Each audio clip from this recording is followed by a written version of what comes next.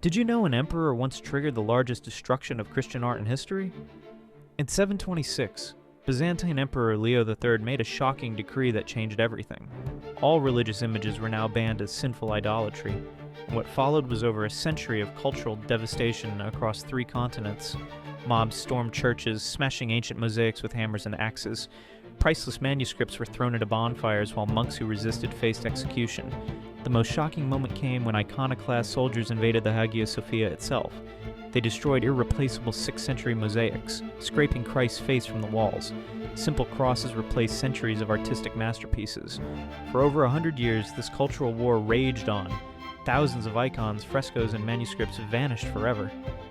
When Empress Theodora finally restored religious art in 843, it was too late. Most of early Christian artistic heritage had been permanently erased. An entire civilization's visual history lost to religious extremism.